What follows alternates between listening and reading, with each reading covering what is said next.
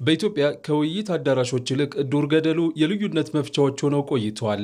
የሀሳብ ልዩነቶችን ለመፍታት ከውይይት ይልቅ ቃታ ምርጫ ሆኖ ብዙ ውድ ልጆቿንም በልቷል። በዜጎች መካከል ያሉ የሀሳብ ልዩነቶች፣ አለመግባባቶችን በውይይት የሚፈቱበት መንገድም በሀገሪቱ ሳይታዩ መቆየታቸው አሊያም ደግሞ መጨናገፋቸው ብዙ ችግሮችንም ወልዷል። እናም ይህንን በዘላቂነት መፍታት የሚያስችል መንገድን ዜጎች ሲሹም ቆይተዋል። ይህ አካሄድ ያበቃ ዘንድ ልዩነቶች በውይይት ተፈተው ህዝቡም ረፍትን ያገኝ ዘንድ የሀገራዊ ምክክር ተጀምሯል። የውይይት ልምዱ አልዳበረም። ልዩነትን በሰላም ከመፍታት ይልቅ ጠመንጃ መወዝወዝ ይቀነዋል የተባለው ኢትዮጵያዊም ጾታ፣ ብሔር፣ የፖለቲካ አቋምና መሰል ልዩነቶች ሳይነጣጥሉት በጠረጴዛ ዙሪያ ቁጭ ብሎ እየመከረ ነው። በግጭትና በጦርነት አሸናፊ እንደሌለ የገባቸው ኢትዮጵያውያን እርስ በርስ መወያየትና መመካከርን ምርጫቸውም አድርገዋል። በዚህኛው አካሄድ ሁሉም አሸናፊ የሚሆኑበት መንገድ ይቀይሳል። የሰው ህይወትን የሚቀጥፍ ጥይት ሳይሆን መደማመጥ የሚቀድምበት፣ ኢትዮጵያውያን ሰብሰብ ብለው በጋራ የሚመክሩበት ነው። ይህ ደግሞ በሀገሪቱ የሚታዩ አለመግባባቶች በውይይት የሚፈቱበትን ጊዜ ሲናፍቁ የነበሩ ዜጎች መሻት ነው። ሌላ አማራጭ የለም ከጠረጴዛ ውይይት በስተቀር ሌላ ውይይት ከዛ ውጭ መፍታት አይቻልም። በፖለቲካ ልዩነት፣ በሀሳብ ልዩነት ጦር መማዘዝ ሳይሆን በቃ በምክክር በሀሳብ ብቻ እዚሁ በሀሳብ መሟገት እዚያ በኋላ በሀሳብ ተሟግተን እርግጠኛ ነኝ እዚያ በኋላ በሀሳብ መሳሳብ መቀራረብም አለ። ይህ በዜጎች በጥብቅ ሲፈለግ የነበረው የሀገራዊ ምክክር ሂደት የአጀንዳ ልየታና የተወካዮች ምርጫ በአብዛኞቹ ክልሎች ተከናውኖበት ወደ መጨረሻው ምዕራፍ ደርሷል። ኢትዮጵያውያንም በሂደቱ በንቃት እየተሳተፉ የልዩነት ምንጭ የሆኑ ብንወያይባቸው ያሏቸውን ጉዳዮችም ያለገደብ እያቀረቡበት ቀጥሏል።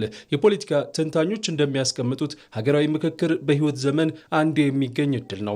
ሀገራት ይህንን ወሳኝ እድል ለማግኘትም በብዙ ውጣ ውረዶች ውስጥ ያልፋሉ።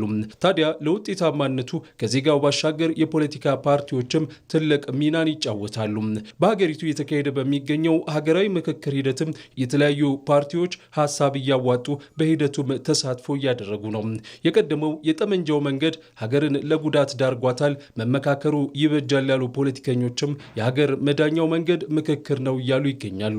እንግዲህ የምናውቀው መንገዶች አሉ። ብዙ መንገዶቻችንን እናውቃለን። የጦርነት መንገዱን ከኛ በላይ የሚያውቅ የለም።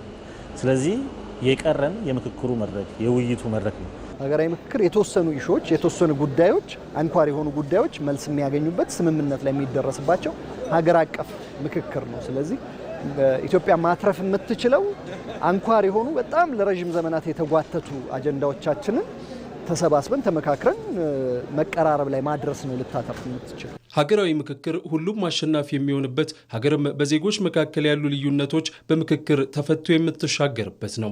በኢትዮጵያም ዜጎች ያለ ገደብ የልዩነት የቁርሾ ምንጭ ሆነው በቆዩ ጉዳዮች ላይ እየመከሩ ነው። ይህም ብሔራዊ መግባባትን ለመፍጠር ያስችላል። በዚህ ጉዳይ ላይ እንቆያለን። ክቡራትና ክቡራን ተመልካቾቻችን በጉዳዩ ላይ ተጨማሪ ማብራሪያ እንዲሰጡን እንግዳ ጋብዘናል። እንግዳችን የሀገራዊ ምክክር ኮሚሽን ዋና ኮሚሽነር ፕሮፌሰር መስፍን አርአያ ናቸው። በቀጥታ መስመራችን ላይ ነው የሚገኙት። ፕሮፌሰር ለጊዜዎትም ለሚሰጡን ማብራሪያም በቅድሚያ ከልብ ነው የምናመሰግነው። በሀገራዊ ምክክር በርካታ ኢትዮጵያውያን ተስፋ አድርገዋል። እንደው ጠንካራና በተለይ ዜጎቿ በጋራ ብሔራዊ ጥቅሟን የሚያስጠብቁላት ሀገር ለመገንባት ምክክሩ ምን ያክል አስተዋጽኦ ማድረግ ይችላል ብለን ማንሳት እንችላለን? አመሰግናለሁ በጣም ስለሰጣችሁኝ እድል።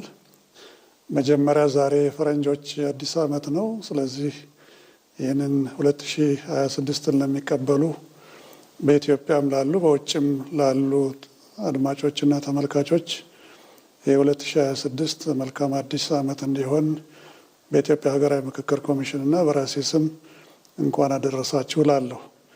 ወደ ጥያቄ ስመለስ የሀገራዊ ምክክር ለሁላችንም ቅድም አንድ ተመልካች እንዳሉት በህይወት አንድ ጊዜ የሚገኝ ትልቅ አጋጣሚ ነው።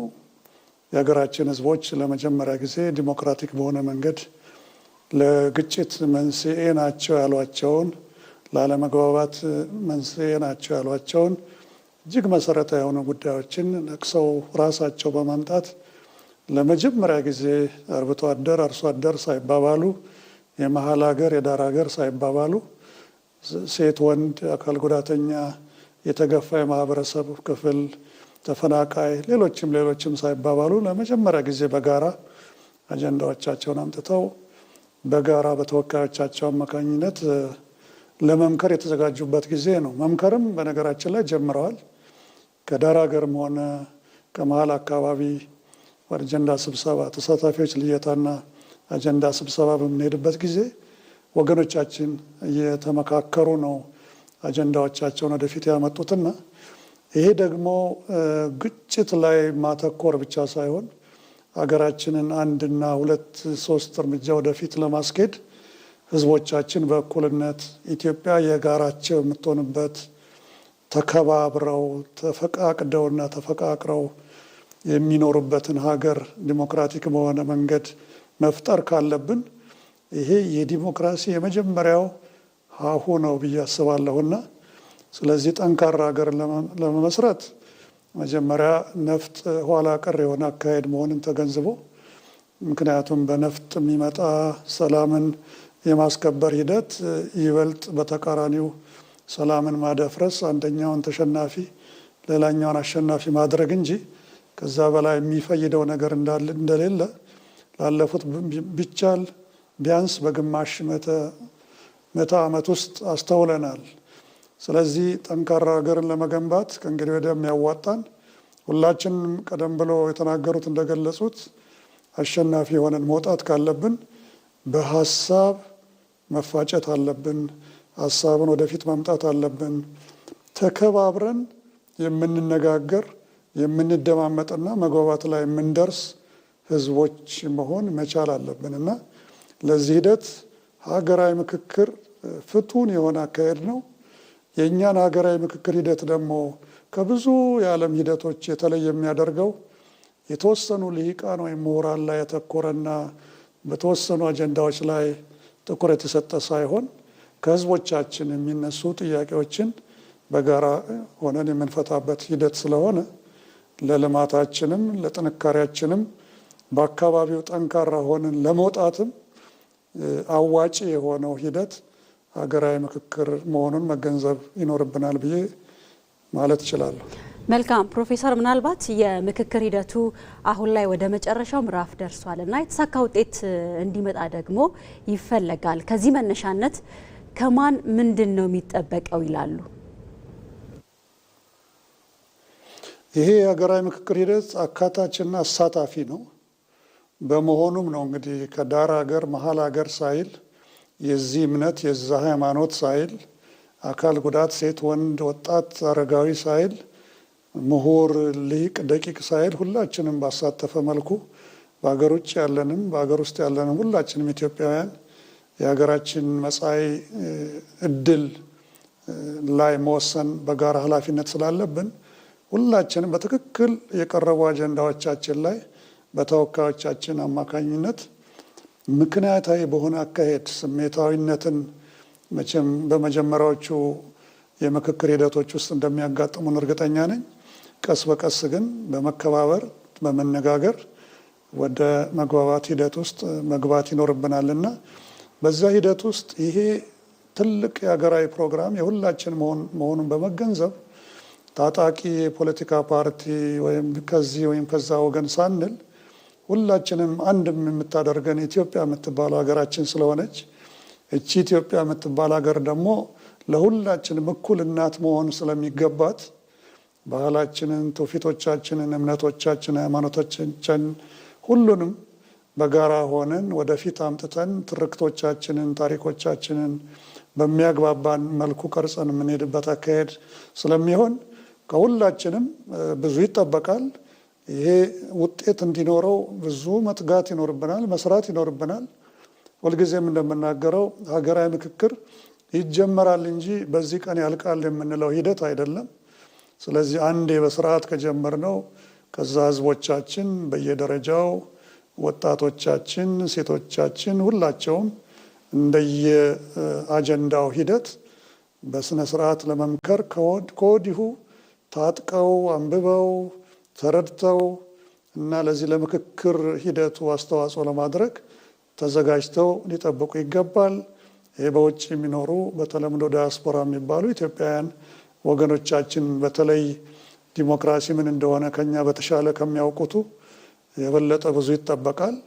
ስለዚህ ጠንካራ ሀገር ሆነን እንድንሄድ ከተፈለገ ይሄ ምክክር ሂደት ሁላችንም አሸናፊ የሚያደርግበት ሂደት ተጠናክሮ መቀጠል ይኖርበታል። ውጤታማ መሆን አለበት ብዬ አምናለሁ። ምናልባት ፕሮፌሰር ባጭሩ ማንሳት ከቻለን የሚደረገው አጠቃላይ ሀገራዊ ምክክር የጋራ የሆነ አንድነትን መፍጠር ላይ ዓላማ ያደረገ እንደሆነ ቢታወቅም ነገር ግን ደግሞ ኢትዮጵያውያን የራሱ የሆነ ልዩነት አላቸው። ያ ልዩነት ደግሞ ውበት ሆኖ መቀጠል ይችላልና እሱም ባስጠበቀ መንገድ በተለይ ሀገራዊ ምክክሩ ምን አይነት አስተዋጽኦ ሊፈጥር ይችላል በሚለው ላይ አጠር ያለች ሀሳብ ቢሰጡ።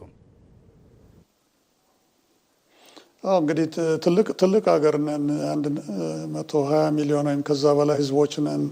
85 እና ከዛ በላይ የተለያየን ብሔረሰቦች ህዝቦች ነን እና ልዩነታችን በጣም ትልቁ ውበታችን ነው። ምክንያቱም ብዙ ሃይማኖቶች፣ ብዙ ትውፊቶች፣ ብዙ ቋንቋዎች ያሉን ሀብታም ሀገር ነን። ዝም ብሎ ወይና ደጋና ቆላ ብቻ ያለን ህዝቦች ሳንሆን እናት ሀገራችን ብዙ ምቅ ነገር በሆዷ ደብቃ ያቆየችልን ሀገር ነችና በዚህ ሁሉ ሂደት ውስጥ ከነ ልዩነታችን ከነ ውበታችን አንድነታችን አጠናክረን ለመሄድ ከተፈለገ እስካሁን ድረስ ለግጭት መንስኤ የሆኑ ለልዩነት እና አንዳንድ ጊዜም እንዲያውም እስከ ጦርነት ድረስ ያደረሱንን ምክንያቶች ነቅሰን ብናወጣቸውና ወደ ምክክር ብናመጣቸው ሁሉም በሚባል መልኩ መፍትሄ ያላቸው ብዬ አስባለሁ። ህዝቦች በጋራ በመከባበር በተነጋገሩ ቁጥር ወደ መግባባት ይመጣሉ። ይሄ የትም ሀገር የታወቀ ነው። ሀገሮች ከግጭት እንደወጡ ድርድር ላይ ይመጣሉ። ከድርድር ወደ ዳያሎግ ወይም ወደ ምክክር ነው የሚሄዱት። ለተዋጣላቸው ደግሞ በቀጥታ ወደ ዳያሎግ ወይም ወደ ምክክር መሄዱ የበለጠ ከብዙ ውድመት ያድናቸዋል። ውድመት በሰው ህይወት፣ በአካል፣ በአእምሮ ስብራትና በመሳሰሉት እና ለዛ ደግሞ ዋና መፍትሄው ምክክር ነው። እዚህ ላይ ብዙ ሀገሮች ሰርተዋል። ያልሰራባቸውም ሀገሮች አሉት። እነኛ ያልሰራባቸውን ሀገሮች ምክንያቶቹን ነቅሰን አውጥተን በእኛ ሀገር እንዲሰሩ ለማድረግ እንግዲህ ብዙ ከጥናቶች በመነሳት ብዙ ጥንቃቄዎች ያደርገናል። የውጭ ጣልቃ ገብነት፣ የውስጥ ጣልቃ ገብነትን በተቻለ መጠን አናሳ እንዲሆኑና ይሄ ሁላችንም ፕሮግራም እንዲሆን ብዙ ተሰርቶበታልና እስካሁን ድረስ 93% የሚሆነውን የሀገራችን ህዝብ ተደራሽ አድርገናል። በቀጣይነት ደግሞ በአሁኑ ሰዓት ትግራይ ከዚህ ሀገራዊ ምክክር ኮሚሽን ስራ ወደ ኋላ ማለት ስለሌለበት ወደ ክልሉ በመሄድ ከክልሉ ርዕሰ መስተዳድር ጋር በመነጋገር እዚያም ላይ ያሉ ወገኖቻችን ሌላ አካባቢ አጀንዳዎቻቸውን እንዲያመጡ እንዲያስረክቡን ባደረግነው አካሄድ መሰረት ይህን ጥያቄ አድርገን በቀጣዮቹ ቀናት አጀንዳዎችን የምንቀበልበት ጊዜ ይሆናል ብዬ ተስፋ አደርጋለሁ። በአካሄድም መላው የትግራይ ህዝብ ብዙ ጥያቄዎች ቢኖሩትም ለጥያቄዎቹ መልስም ሊሆን የሚችለው አግባብ ባለው መንገድ እነኛን ጥያቄዎች በአጀንዳ መልክ ሰንዶ ከተወካዮቻቸው ጋር በመሆን ከሌሎቹ ጋር በመሆን የሚፈታበት የመግባባት አግባብ አካሄድ ስላለ በዚያ ላይ ብዙ በቀጣዮቹ ጊዜያቶች እንግዲህ ብዙ ስራዎች ይሰራሉ ብዬ ተስፋ አደርጋለሁ። ይህንኑ ነው እንግዲህ ማለት የምንችለው። እነኚህ ስራዎች እንግዲህ ቢቻል በተፋጠኑ ቁጥር የኢትዮጵያ ሀገራዊ ምክክር ጉባኤውን የምንጠራበት ጊዜ በጣም ሩቅ አይሆንም የሚል እምነት አለኝ። መልካም። የሀገራዊ ምክክር ኮሚሽን ዋና ኮሚሽነር ፕሮፌሰር መስፍን አራያ ስለ ጊዜዎት እናመሰግናለን። ላነሳናቸው ጥያቄዎችን ምላሽ ስለሰጡ መልካም ቀን ይሁንልዎት። እኔም ስለምትሰሩት ስራ እጅግ በጣም አመሰግናለሁ። ለእኔም ስለሰጣችሁኝ ጊዜ እግዚአብሔር ይስጥልኝ። በድጋሚ መልካም የፈረንጆች አዲስ ዓመት